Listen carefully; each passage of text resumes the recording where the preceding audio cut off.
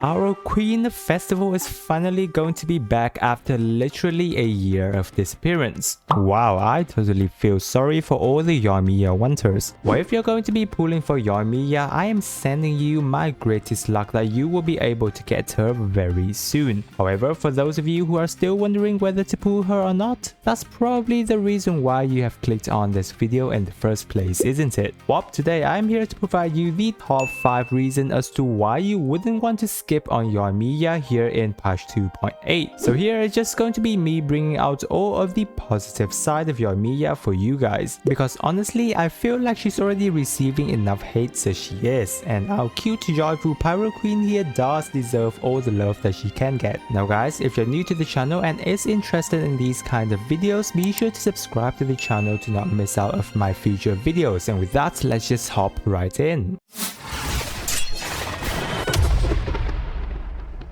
First of all, let's discuss about the statement of Yoimiya damage being bad. I've seen so many of this statement before, yet from the day I saw Yoimiya in her leaked gameplay, I have never once seen Yoimiya doing bad damage numbers. Her damage numbers when used with the right team, just as what you want with all other characters of yours, is going to be high enough that you can say wow to yourself.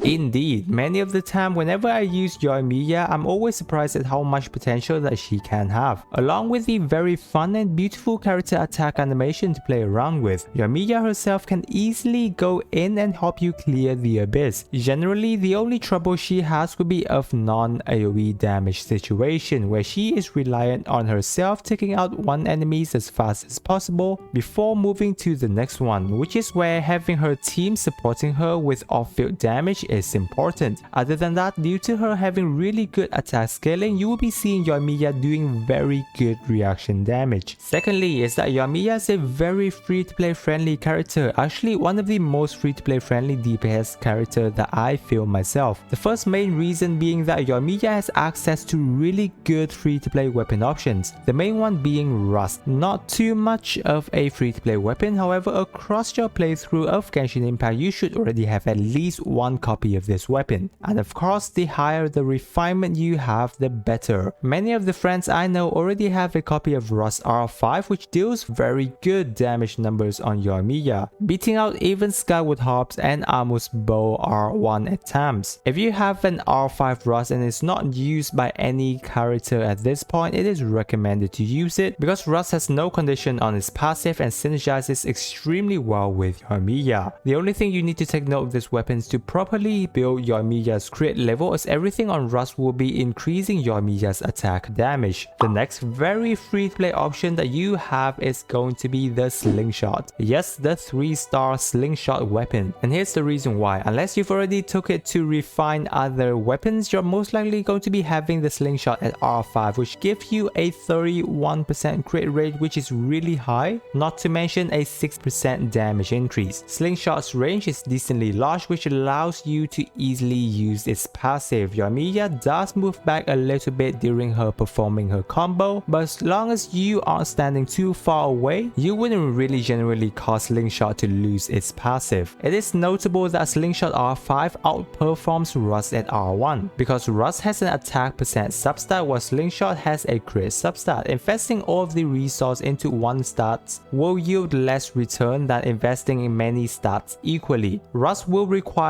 at least around R3 plus to outperform Slingshot at R5. So there you go guys, now you don't really have to worry too much about not having Rust on your account anymore. And then you also have the Yoimiya, which all free-to-play players should already got by this point in time. You can easily get it to high refinement as well. However, this build will be a bit hard to use along with 4-piece Shiminawa, as they are anti-synergy, because 4-piece Shiminawa usually drains Yoimiya energy. Therefore, Yoimiya bows it's almost impossible to have its passive stack in play, and without its passive, Hamayumi is strictly worse than most other alternatives that we have just talked about, but even with its passive active, it is still outperformed by Rust. Those are the weapons. Now her artifact sets are also easily farmed because her BIS option is usually the Shimenawa set, and with this set's domain is one of those that you want to spend your time the most in, because the other set you can farm is the Emblem Fate, which is widely used by so many other characters in the game right now, so you will be able to make the most out of your resin. Thirdly is that Yoimiya up to date is probably one of the easiest characters to play, because unlike other characters where you have to at least stamina manage or have a higher level of mastery over the skill and kit to animation cancel or use the skill correctly, Yoimiya here is just going to be standing there, activate her skill and spam her autos. Very player friendly, therefore helping her appeal to many who just want to chill and grind through the game. Not to mention she is a ranged character, which makes things even more easy. So generally if you're going with a shield support where she is almost never interrupted, you'll be standing there repeatedly tapping her autos, and that is it. Speaking of support characters, Yoimiya is a character that works really well with non-popular support character, and what I mean is her team can usually consist of support characters that aren't always be used by other characters many of the time. First of all, Yunjin is an amazing buffer for Yoimiya and can drastically increase the damage output for her. Yunjin offers a buff that is unique to Genshin right now, which is damage flat, buffing normal attack, which Yoimiya specializes in. She also provides additional buff with her constellation such as normal attack increase, benefiting Yoimiya even more, and even attack speed, which is rare resource again. Yunjin's buff can increase Yoimiya's damage as much as Benny can,